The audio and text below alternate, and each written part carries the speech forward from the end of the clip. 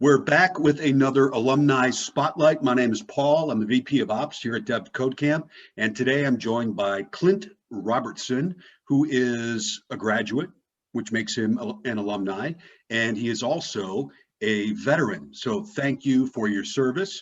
What were you doing before devCodeCamp, and what did you bring as far as coding experience? First off, I just want to say, yeah, thanks. I'm super excited to be here.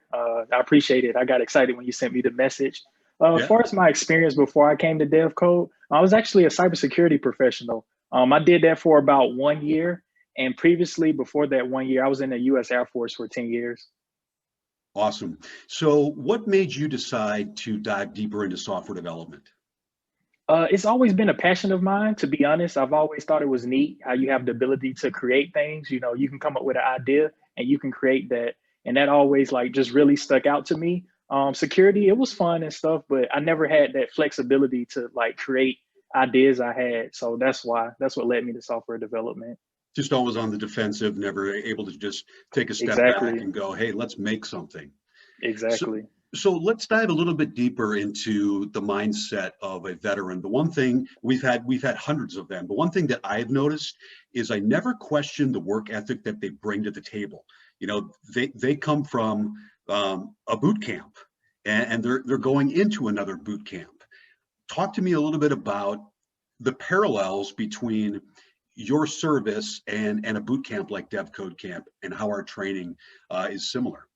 Okay, yeah, definitely. The parallels, you're right, is you come from a boot camp, going into a software development boot camp. The work ethic, that's definitely a parallel because, yeah, coding, man, it's hard work. It's not easy.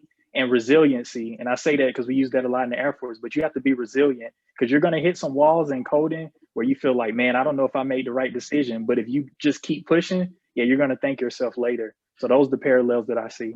Awesome. You know, and that brings me to the next question about the support, you know, the knowledge base, the support structure, and most importantly, the instructional staff that is there to help you when it comes to when you do hit those walls and you do run into those problems. Walk me through what you thought the online learning environment was going to be and what it turned out to be. The online environment, it turned out to be way better than I expected. I'm not gonna lie. Yeah, when I first came into it, I wasn't sure. You know, being on Zoom, it was my first time using Zoom, and are the instructors going to be readily available? They were awesome. Whenever you needed them, they were there. But the thing I liked about them is they didn't hold your hand through everything. They would help you if you really get stuck. Truly, they're there, but also they build you up as they're teaching you. So it's like training wheels, and then they slowly take them off until you're riding the bike. It's really important because at the end of the day, we want you to be the person who has those skills. Yeah, we could just do it for you, but then you're going to get out in the real world and realize very quickly what a horrible, horrible mistake you made. We want you to be the person who can critically think, who can problem solve, who understands how to research and translate that all into coding. Our number one goal is to help somebody like yourself be able to monetize your education. And we get excited when we get to show you off to our hiring partners and other companies. They look at somebody like yourself who went through this boot camp and they go, where are more people like you? So you're in the career services mode right now.